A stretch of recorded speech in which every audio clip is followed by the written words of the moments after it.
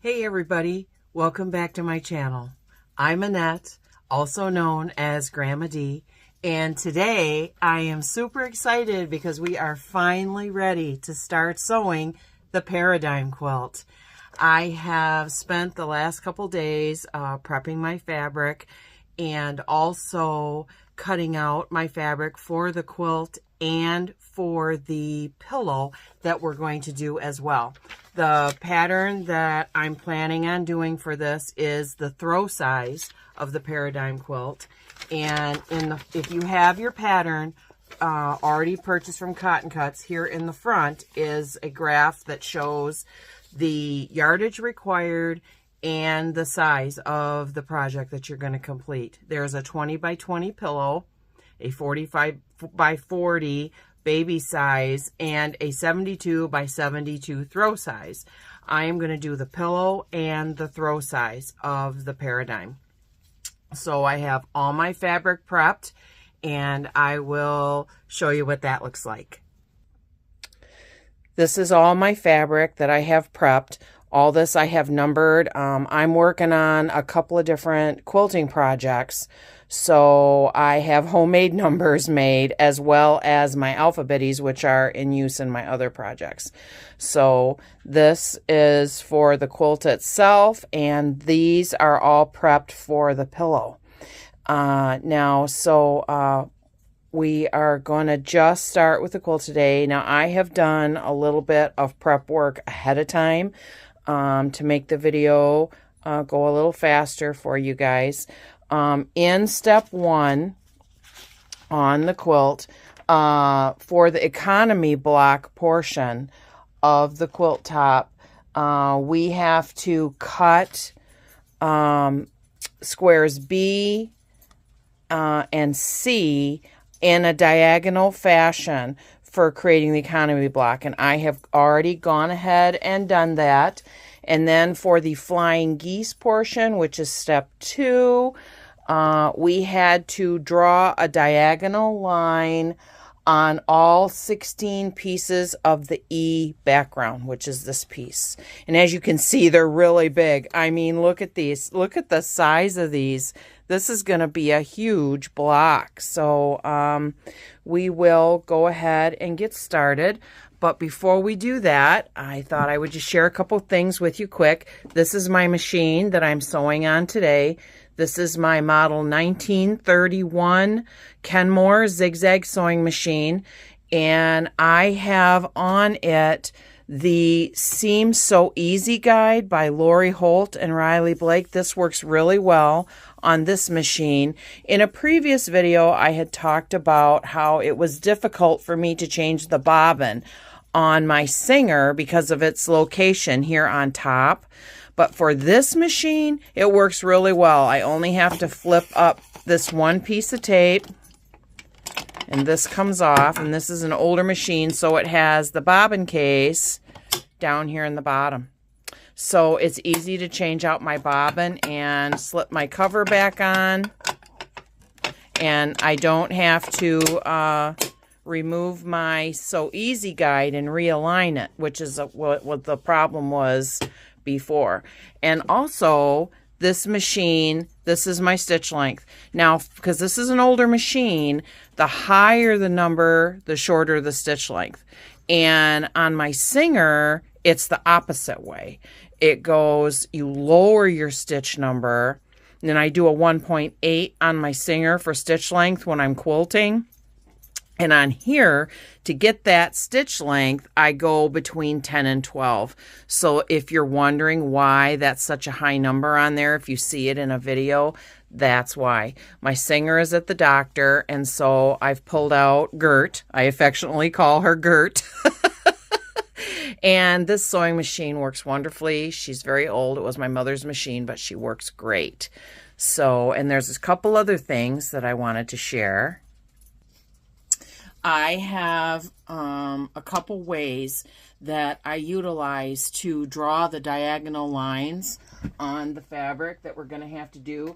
Now, if I have smaller squares, I don't do that. I just use my Seam So Easy guide to keep a straight angle, but because these are so large and it's not going to work for this, I went ahead and drew my lines on these. I drew them on there the other day. Now, I use a couple different methods for this. The first method is I have a Frixon clicker pen, and I am a Reb Fab Stash affiliate. They're a quilt shop out in Idaho, and they're a female-owned business out there, a small quilt shop, and they have lives on Facebook 2 days a week, Wednesday and Friday. And I buy a lot of things from Christy through Reb's Fab Stash. And this one thing that I did buy a while ago is this Frixon clicker pen. This pen goes away with heat. And it also has, if you have a small spot, you can rub it with this thing on the end, and it will, as it heats up, the ink will disappear. So you want to make sure that you're ready before you iron, because your lines are going to go away. So I do use this. Another option, you don't have to have the Frixon clicker pen. I just use a standard old number 2 lead pencil. Now, I did that on part of these. Part I use the pencil and part I use the Frixon clicker pen, just for general purposes. And you cannot tell the difference hardly. You have to really look at them to see the difference. But the thing is the pencil lines will not go away until it's washed. And you want to be careful with a pencil, because sometimes the lead can be hard to get out if it's a place that's going to show. Like if you're doing applique, you want to be careful with a pencil, because it might not come off your fabric, but in this case, it's going to be hidden, and I'm not going to see it anyway because we're sewing on both sides of the line. So you're not going to see it anyway. That's my cutting line. So, and I use these quite a bit. And a couple other things that I use to keep my line straight. This is a Creative Grids ruler that I use to go from corner to corner. And this is really nice. Your pencil or your Frixon clicker pen fits right in these grid lines, and you can draw your angle lines on your fabric. And it is got a little grippy on the back. And I'm not sure if I got this from Missouri Star or if I got it from Reb's. I want to say I got it from Reb's, but I can't say for sure. Now, I will be putting a link, my affiliate link in the Reb Fab Stash, or let's start over. I'll be putting my affiliate link in the notes below this video. And I am also an Amazon affiliate, and there's a myriad of links that you can use for items that you may need for this project. And also there's a link to the Cotton Cuts website. I am not an affiliate with Cotton Cuts, but that's where I got my pattern from. So as part of their Modern Maker quarterly quilt box, I got that pattern. So now these two things are Lori Holt 1/4 inch seam guides. Now these are really handy. I used this long one the other day to draw my lines on my quilt squares. And it has, on the back of these flowers that are on the back here, you can feel a little bit of a grip, and it does kind of help hold the fabric. This one is 12.5 inches. This one is 6.5. And these are really handy little things, and I did get these from Reb's on a live sale, and I thought, I'm going to get those too, because they're different lengths than this. Clearly, they're all different lengths, and they work really well. So I just thought I would share those with you. That's something that, I mean, if you feel you could benefit from something like that, if you need a straight line that's smaller than like your big ruler, those are perfect, especially if you have real small squares. They work really well. So that is that I wanted to share with you. And I have one more thing. This is my area where I keep all my stuff next to my sewing machine. And I got my goat. Just in case I have a moment and I have to have a scream. And these are my leaders and enders. And I use these as leaders and enders when I sew and I quilt. And I make 9 patches with them. I have a whole stack over here, all different projects I've been working on. I counted them the other day. I think I got like 70 or something right there so far. But I had cut up some fabric the other night in preparation for the video, and I'm going to use these as my leaders and enders for today. Now, today is probably my second time using my light ring that has a holder for my phone, and I'm hoping that it's going to work and that you're going to be able to have a clearer view of my sewing machine as we work today. And I have a ironing board table set up over here that I'm going to use to iron.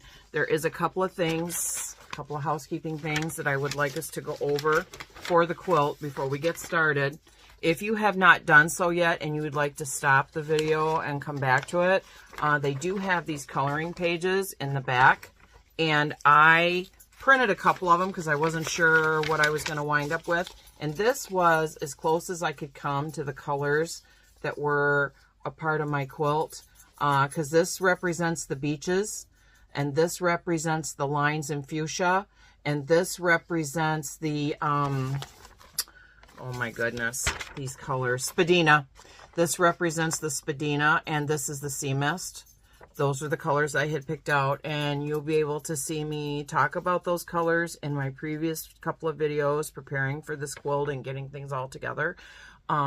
This was helpful because I was like, I gotta make sure, and I am going to use the Midtown for my binding.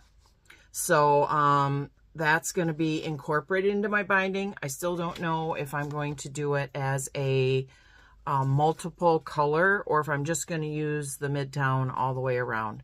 We will see how that works out. I'll know as I get closer what I want to do with that. So if you want to do these, I would recommend printing at least one additional one in case you change your mind and you want to go with a different color. Now, and also this quilt is one giant quilt block, and it looks like it's going to be pretty easy to put together. It includes the economy block, one economy block, 4 flying geese units, 4 corner units, and your borders. And we're out. This is it right here. This is it. This is your economy block. These are your flying geese units right around here. And then, and we have our corner units, which are up here in the corner right here. These are your corner units right here. And that's it. I mean, when I was cutting these out, I was shocked how big they were. I was shocked. So, but anyway, we are going to go ahead and get started. And I hope that you have your pattern in front of you and you have all your fabric prepped and you're ready to go. So let's get started. So the first thing we need to do is we have cut pieces B and C on the diagonal, and we have to create a crease in the center of the long edge resulting in the resulting triangle. And you need to make sure that if you have a diagonal print, that your prints are going in the right direction the way you want them to go. So we're going to take our B pieces and our C pieces, and we're going to fold them, make a crease on the diagonal. I'm going to push my machine back a little bit here so you can see what we're doing. Let me turn that down a little bit. There. Now these are our diagonal pieces, our triangles, and we want to just lay them out. Because what you're going to do, the crease that you're going to create is going to help you to line up your blocks. Now you can certainly do a little iron because these are on the bias and you want to be careful. So you can do a little iron if you want to. That's certainly something you can do. So I think that's what I'm going to do. Line these up. There's 2. We have 4 of these and 4 of these. So I am going to go ahead and put my creases in, and we'll be right back. Okay, so, and we also had to take our A piece and put creases in our A piece too. We're going to be able to line them up on the crease. So I have my A piece all creased. I have my C pieces all creased and my B pieces all creased in the triangle formation. So we're going to go ahead and get started. Now we're going to take our A square and we're going to line up the B piece on opposite sides, which is your smaller of the triangles.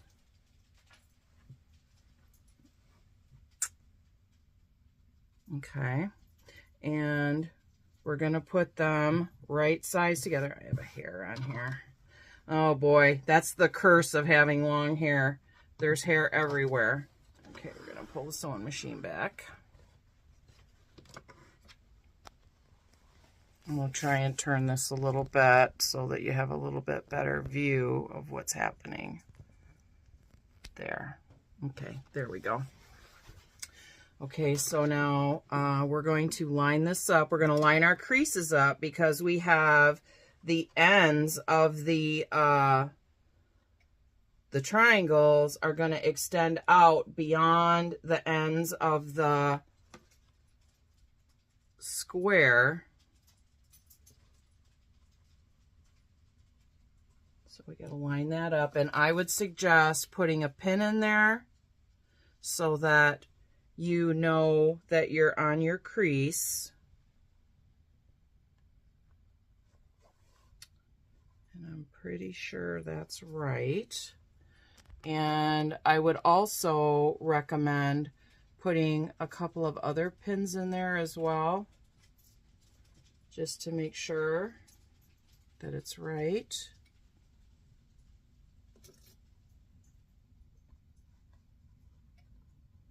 Okay, now I'm going to pin both sides of this, and I'm going to get them all pinned and ready to go, and then we'll be right back. Okay, so I misspoke myself before. There's 4 pieces of what I'm using is the fuchsia in lines, and they are going to go like this around your square, and then the white ones are going to extend beyond those, which is why the white ones are so much larger. I got to thinking about it, and I was like, wait, what? And I went back and looked, I'm like, oh, I misread it. So that's what we're going to do. So we have our first 2 pieces pinned on here, and we're going to sew these on our center square piece A. And as I said before, I'm using a 1.8 approximately stitch length, and I'm going to use my leaders and enders here that I have created. And I had these fabrics the other day. I've been doing a lot of fall colors because I was working on my king size quilt, and I thought I want to work on some different colors. I'm tired of these golds and greens, and I had these from a previous stash bag that I got from Reb Fab Stash off a live video, and I'm like, I'm going to use those. Those are darling. Now I have my thread on here. Just as a side note, this is a beautiful cream color. This is Missouri Star thread, and I have 2 bobbins prepped and ready to go. You know, you want to make sure that you have your bobbins prepared ahead of time, so that, because you're going to run out of thread. And with this machine, I can't tell if I'm out of thread until I'm out of thread. I'll be sewing along, and it's just, and there's just nothing there. And I'm like, oopsie. So, yeah, so we're going to sew these 2 sides on. Now you can see that the triangle extends out beyond the end. That's why we need the creases on here to help us to see where we need to center it. It makes centering much easier. And you can use a pen, or, you know, your Frixion pen, or whatever you need to use to make that work. And we're doing this on a 1/4 inch seam allowance. Now, because I have an older machine, and I don't know whatever happened to the presser feet that came with this machine. Over the years, they just went MIA. My mother bought this machine brand new, in probably, oh gosh, I might have been 10 or 11 years old, so that would make it like 1976, 77, right in there somewhere. And I inherited her old Singer. That thing was a workhorse and weighed about 150 tons. So I'm using the standard presser foot for this sewing machine. And because of that, this Seems So Easy guide is very helpful, because this presser foot is designed for garment sewing. So it's like a 3/8 or larger, and it just doesn't work. So the Seems So Easy guide helps me a lot to keep my seams small. And I've even got it set so it's a little scant, which is really helpful. Okay. We're going to slip another end piece in there. I got to see which side. One is a tiny little Swiss dot. I don't know if you can see it there. Yeah, and you got to really look at it to see which side is the top and which side is the bottom. The way the fabric is designed, it's kind of hard to see. But boy, it sure makes these little 9-patch squares go together super fast. Super fast. I've got a whole pile of them over here. I did a whole quilt with the 2.5-inch squares. That was fast. Let me just say, that one went really fast. Just doing it as I was making other quilts and sewing other things, and it worked out super well. So now we've got it turned, and we're working on side 2. Slip that under there. And I really hope that you are making this quilt with me. I think it's going to be a super easy, fast sew. I don't know if we'll get the whole thing done today. Today is Saturday. There we go. Make sure your fabric is right. Make sure your right sides are facing. Very important. If you're using fabric that has a design on one side like I have, you'll want to make sure that your right sides are facing. And you know, I see a lot of people on these channels, they don't pin a lot. Now, I don't pin a lot if my pieces are small, because I have the Seems So Easy guide. But, you know, don't be afraid to pin. I'm all about a good pin, and I've said that before in other videos that, you know, pin, pin, pin. Do what feels good to you, what works for you. There. Okay, let me pull that ender out of there. There. Let me give that a quick press so that I can add another piece to that.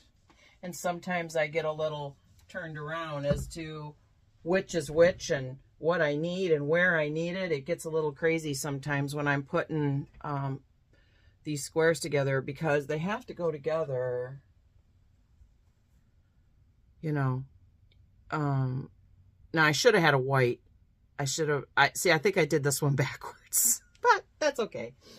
I'm not worried about it. I don't know. I have to look at them sometimes as I get going, and I'm like, wait, how was I doing that? Oh, sewing is fun. It's a lot of fun. Okay, now, and the pattern does tell us which way that it wants us to iron. Let me see. I think on this we're ironing to the dark side. I thought I saw it on here. No, I guess not. I guess it doesn't tell us what way to iron. Let me read it here, and just let me read this for a second.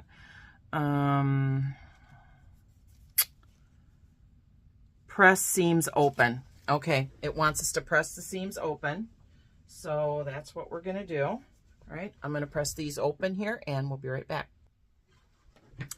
Okay, so we have these ironed in place. Look at that, how huge that is. Isn't that crazy? And I've gone ahead and pinned the other two pieces of B to our A square, which is going to make the first portion of our economy block. Now I'm going to go ahead and sew these down. Remember to use your 1/4 inch seam allowance on here. You know, a lot of these older machines, they do a lot of the same things that the newer machines do. I was like, really? I have had this machine for so many years, and I honestly did not take a lot of time to look at the book. I'm going to turn this just a little bit for you. And I did not take a lot of time to look at the book and see all the things that this machine can do. Like, just like last week when I was prepping my fabric and I was showing you guys about that serging the edges of your fabric. P.S. I made a mistake. I said it was a gentleman on an interview with Karen Brown. I don't think so. It was a gentleman that was interviewed by Kimberly Jolly on Fat Quarter Shop.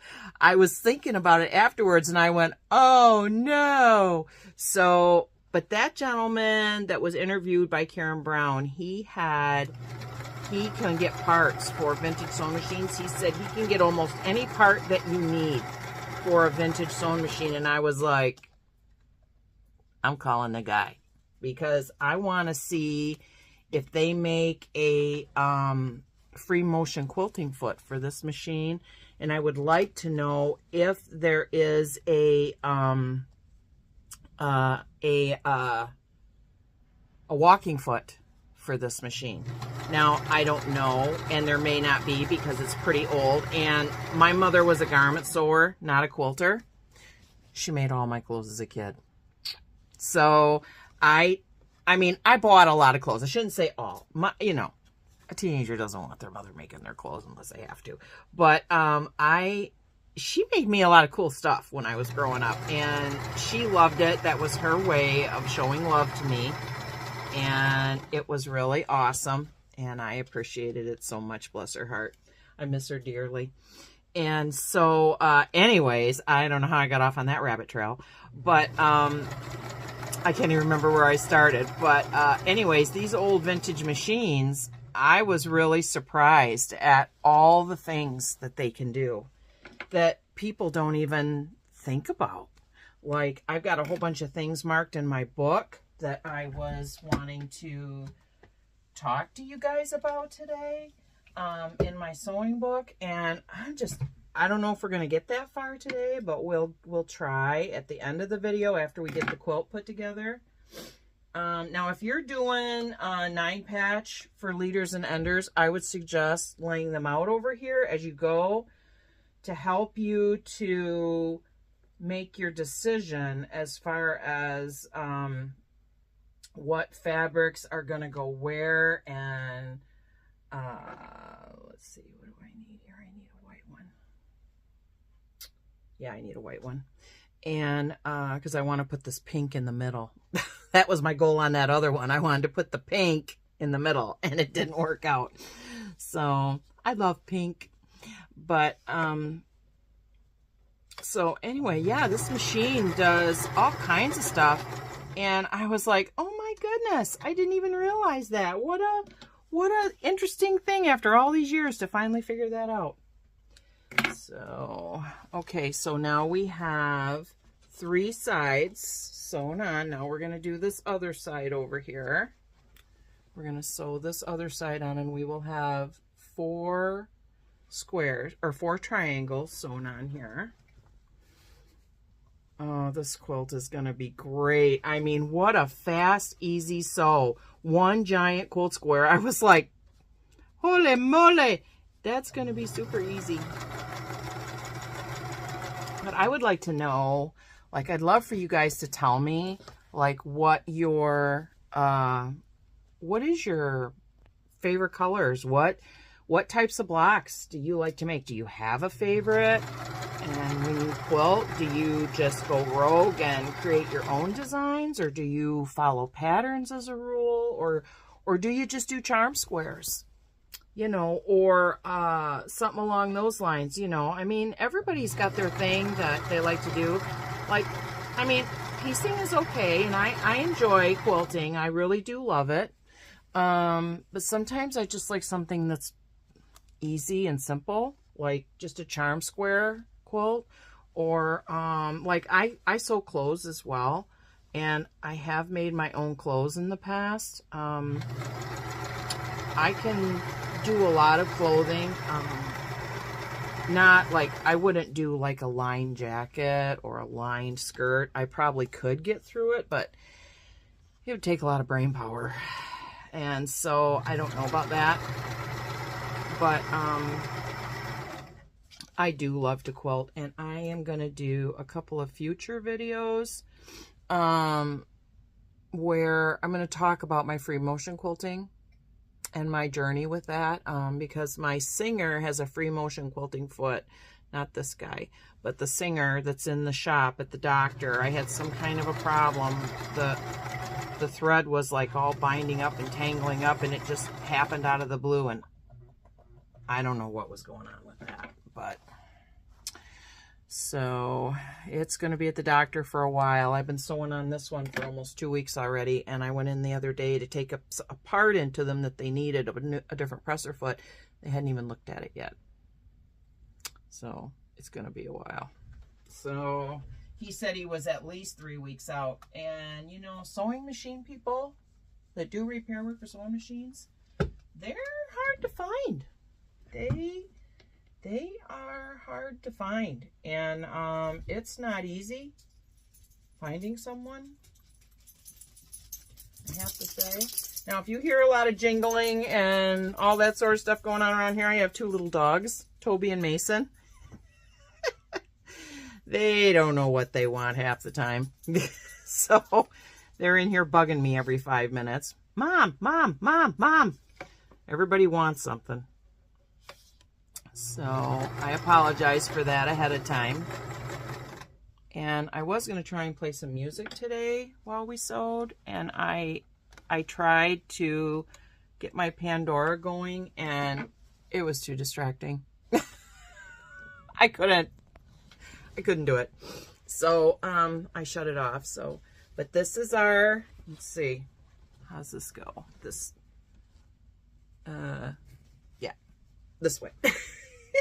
So this is our first portion of the quilt block. Look at that thing. That's humongous. It's going to be great. I wanted to showcase this fabric. That's exactly what I got. So, all right. Now, I had ironed my previous seams flat.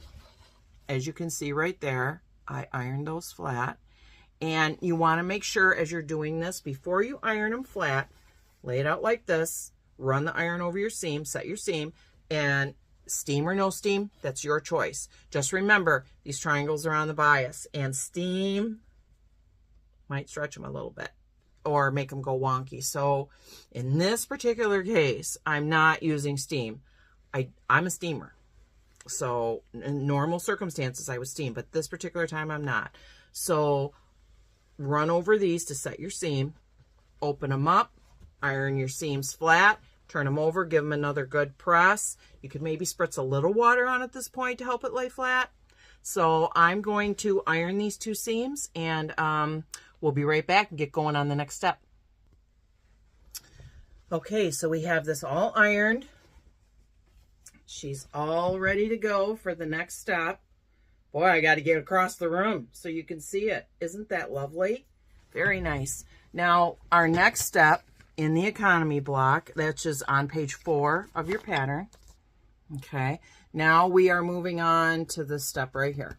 We are going to turn our block on point, and then we are going to attach the cream colored background pieces, which we have already cut into triangles.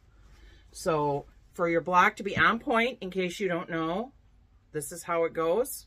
And this is only to sew these on. When it's finished, I think it's going to be this way, but we have to turn it this way to sew our 4 pieces on all the way around.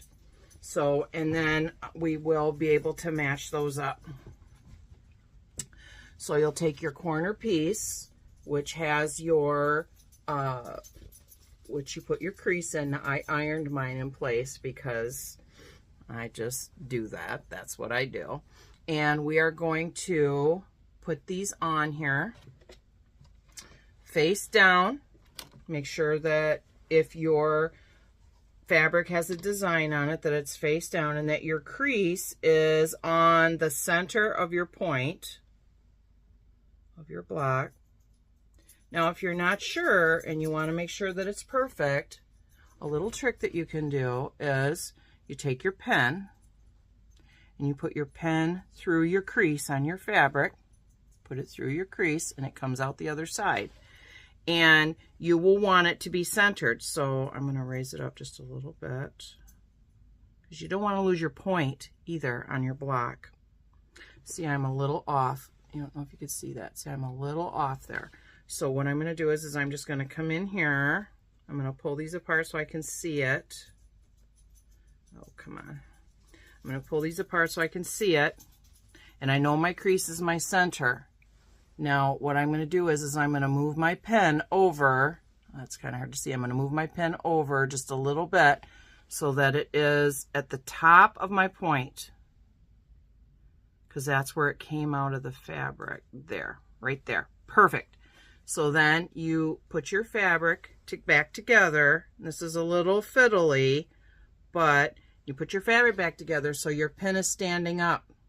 And if your pin is standing up, then you know everything's lined up straight. Then you can pin it, and you can be confident that you're on point. Okay? So then, now remember, you want to be gentle with these because of the way they're cut. You don't want to stretch them. So what I'm going to do is I am going to pin these two down here, and then when I get them pinned, I will come back and we will sew the two ends on. Okay, we have two sides pinned on, and there's the one down there that's pinned on. So we're going to go ahead and sew these on, remembering to use a 1/4 inch seam for that. And I was just thinking, I was wondering like how much time I was going to want to spend here today, and we are at 37 minutes. I figure we'll go for an hour today, and then I will continue to work on this, and I will put the next video up like maybe Monday or Tuesday for finishing. I think we should be able to wrap this up in like maybe 3 videos based on how it's going today. 3 videos. I really think so. This is a pretty easy sew.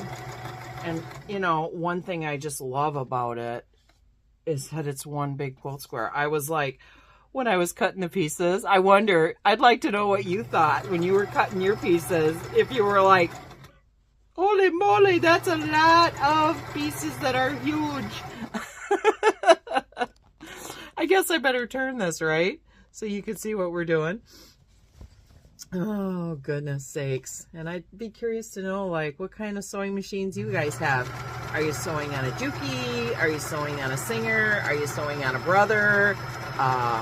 Husqvarna? Oh my gosh, Singer. You know, I've always been a Singer girl. I have always had Singer machines, with the exception of this one. I have worn out 2 machines that I got them used, okay? I did get them used, and I will admit that.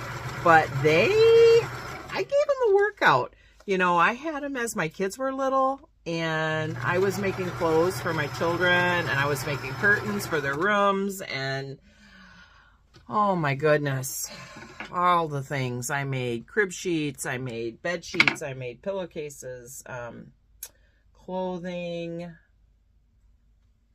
all kinds of stuff. I made all kinds of stuff. Lost my pieces here. I'm trying to keep track of where I'm at. We are very close to being able to put together our first 9 patch today. I usually get maybe 2 done, or 3 sometimes, depending on what I'm doing. Depending on if I'm doing a lot of chain piecing. It doesn't always work out like that if I'm doing a lot of chain piecing, but if I'm doing something like this where there's a lot of starting and stopping, they go together pretty quickly. Okay, now we're going to do the other side. This is so fun. I hope you guys are enjoying this as much as I am. This is pretty fun. This is pretty fun right here. Yep. And this machine, I had it into the doctor about 2 years ago because I was sewing on it and it had some kind of an issue. Turned out to be just a tension issue. And it was a tension issue and it needed a cleaning bad because it had not been cleaned and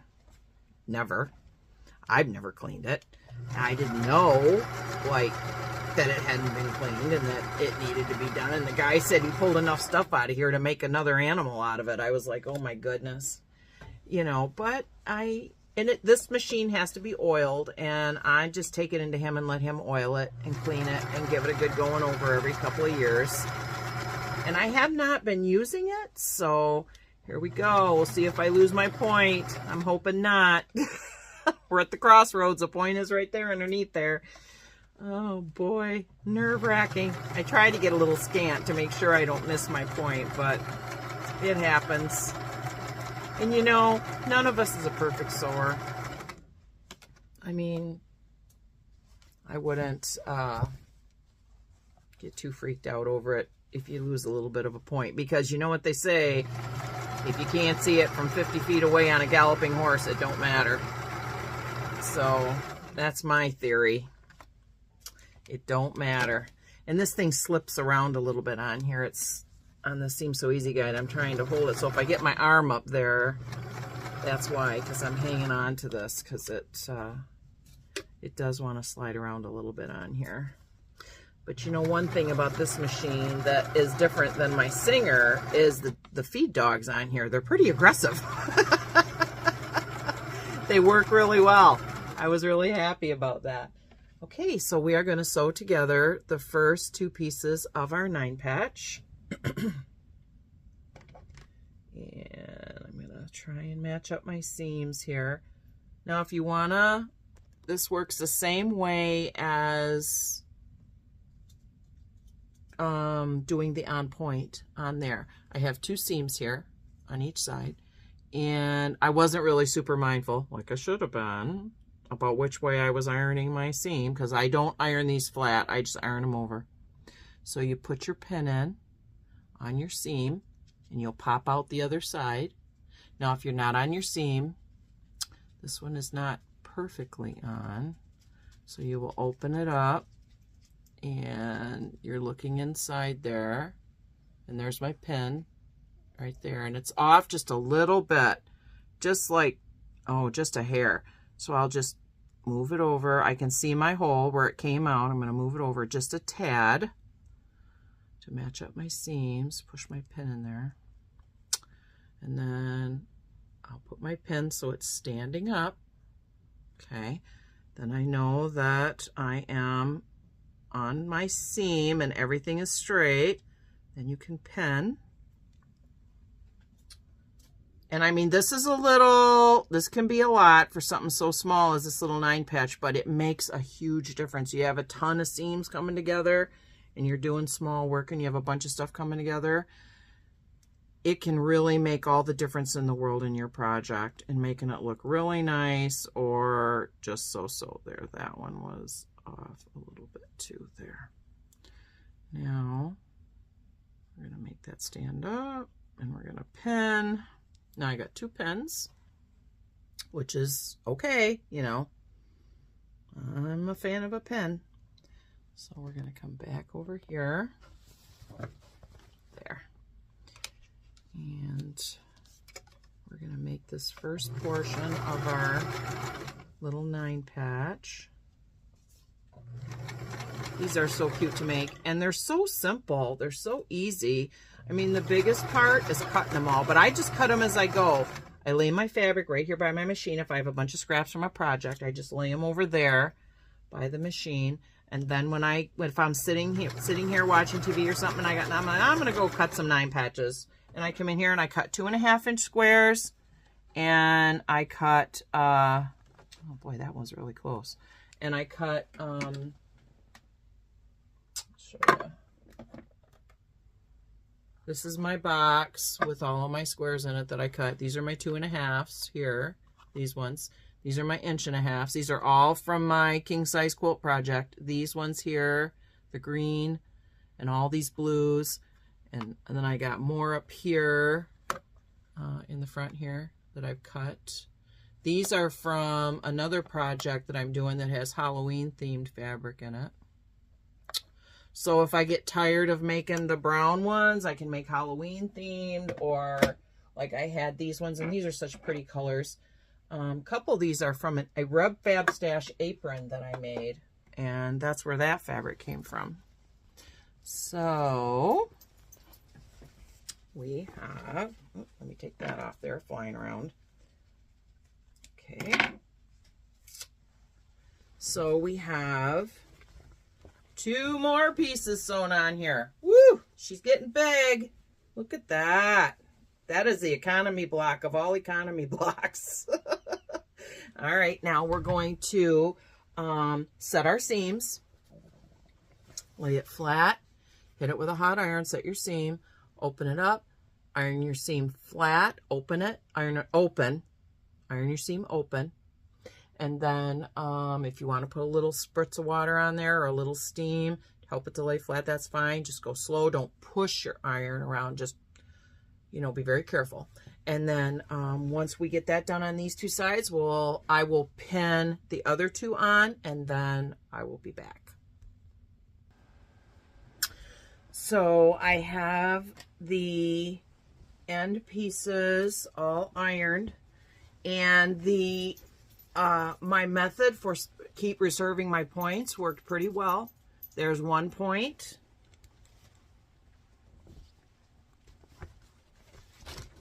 And there's the other point. Pretty good. When I was pinning these, I realized that there's one side where I might lose the tip of my point. I was like, but that's okay. So I'm going to turn you back this way. There. Now we are going to sew on the second 2 background squares. My pieces were all ironed. They are ready to go.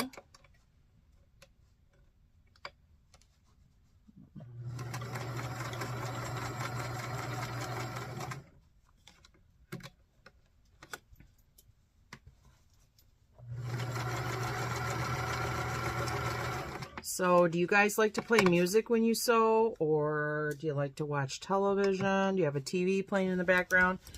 Personally, it's so distracting. Especially if I was just sewing and I wasn't like talking to you or talking about, you know, the quilt or other things, I could probably have music playing in the background. A lot of times I don't. I just keep it quiet so I can concentrate on what I'm doing. Sometimes I just like the quiet. I work with a lot of people and I answer phones all week at work, and it's pretty hectic sometimes, so I like to have it quiet when I come home. All right, here goes another point. Let's see how this works out.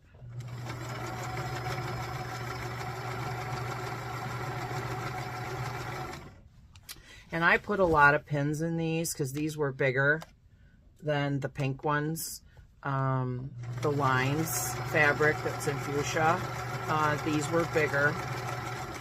This was my background fabric that I picked out at my local quilt shop. I don't know if I wrote it down on here. I did talk about it. Yeah, it's light khaki. It's an American made solid, this one, and it's in light khaki. And I really like it. I even thought about going back and getting some more because it's a beautiful color, and I'm a big cream person, and I think it works really well in here, and it just looks really nice. So and I've used American made solids before. I used a couple of them. In fact, this khaki, I think is very similar. I purchased a bleached denim from a Reb Fab stash Wednesday Live, and I think it was American made, and that's the color that I used in my king size quilt. And so I was like, oh, look at that. That's the same color I had. But, all right, I got to iron this. Because I'm going to have to put my last row on my 9 patch when I pull it off of here for my ender.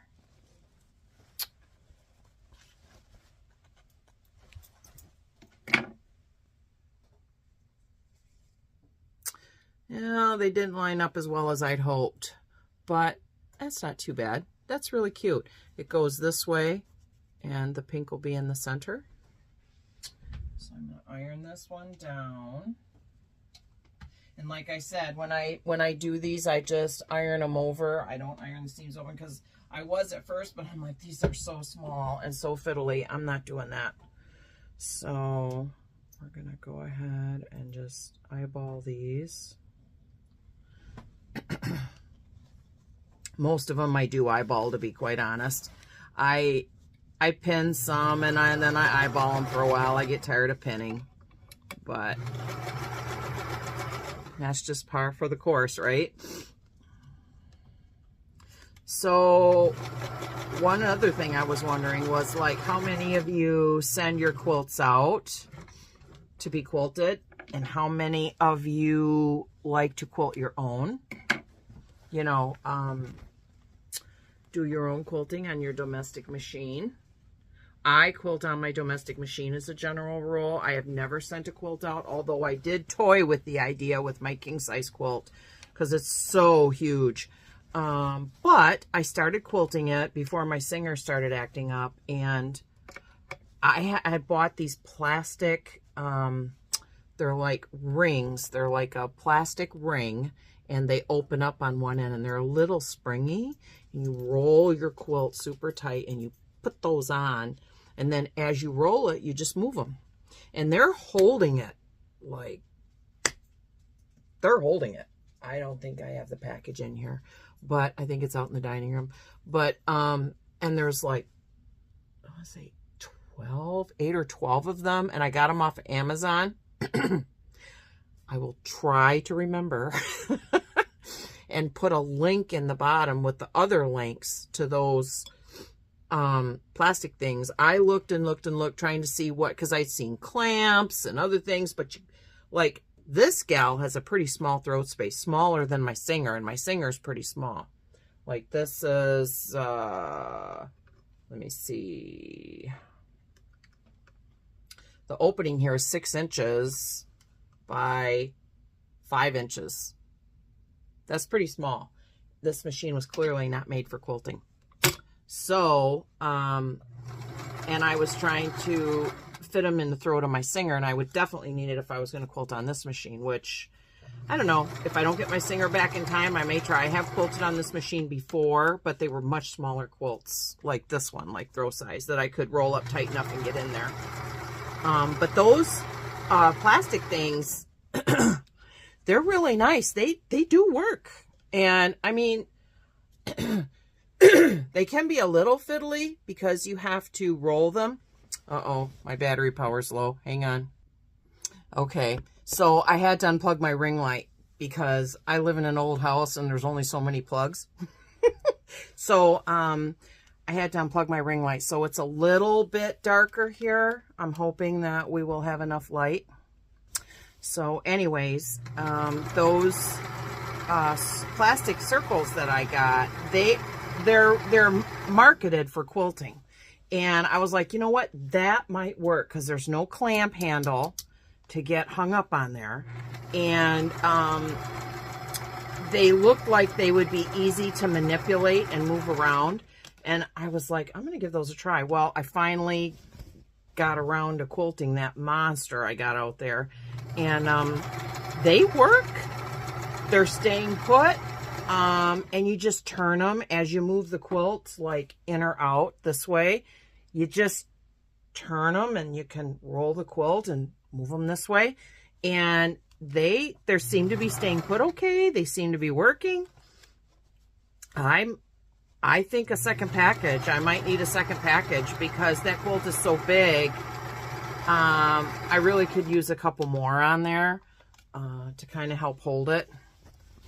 And I would love to do a video on my, as I said, on my free motion quilting. So if I get to do that soon, we'll be doing it on this gal. And I'll definitely need those rings because this space is pretty small. I might only be able to do edge quilting depending on how much room I have, because it, you know, it's a lot of manipulation. But like I said, the feed dogs on this machine are pretty aggressive, and they seem to do okay. So, all right. Got our my first 9 patch of the day is done here. Isn't that cool? Very nice. Boy, it's a lot darker without the ring light. Gosh, I'm sorry, you guys. I went for a run this morning, and I'm gonna start like this. And so I went for a run, and when I got back, I had to run up to town, got my nails done, and then I came back and wanted to jump right on, and I saw that my phone was at like 40 or 50%, and I'm like, well, that might make it, you know, because I turned everything else off. Well, nada. Nada. Not cooperating. Not happening. So, yeah, we'll get by. So, anyways, now we have, back up. Look at that. Look at how beautiful she is. Yay! I'm so excited. I'm already making plans for my free motion quilting, like in here and in here. I'm going to do like a variety of quilting, like square meandering, loops and loop-de-loops. I love doing loop-de-loops. They're so fun and they're so easy to do. And then anchoring. I usually anchor all my seams. I glue based. I use a few pens. Then I anchor all my seams down. Then I go in afterwards and just, it's mayhem. I do whatever I feel like doing, and I love it. It's so fun, and it allows me the freedom to do what I want because it's all anchored down. I don't have to worry about taking any more pins out or anything like that. It works out great. So, okay, so we have part 1 done for our quilt. Let me see. Now, the next part is we start flying geese. Now they do something new that I have not seen before. I've seen them talked about, but I've not done them before, so this is going to be new for me. This is the 4 at a time flying geese method. So we're going to work on that now. So this is where we're at for today. There, isn't she lovely? Isn't she lovely? Isn't she wonderful? Isn't that beautiful? I love it. Love it, love it, love it. Love it. So I'm going to iron my 2 sections down that I have done, and then we will be ready to move on to the flying geese. So I hope that you will come back and join me next time as we work on page 5 of our flying geese and get those done. And we will wind up with, as for the flying geese units, you can see at the bottom of page 6 of our pattern that we will have 4 sets of 2. So there's going to be 2 sets with the beaches and 2 sets with the sea mast for the flying geese units that I will have to apply to the pattern. I can't even talk today. Words are hard sometimes. Anyways, I hope you'll come back and join me next time as we work on the flying geese for this quilt top of the paradigm. So this is Annette saying, I hope you have a wonderful day today and a better day tomorrow. And know that I love you, I care about you, and I think about you. So I'm going to go charge my phone, and I will come back, and I hope to have the next video ready for you guys by Tuesday next week. This video that we're doing today on Saturday, I will have up for you tonight by the evening, and then the next one will be up mid next week, and we'll see where we're at after that. So I hope you're having a good time, and I hope you're doing the paradigm with me, and that's a wrap. So this is Grandma D saying bye-bye.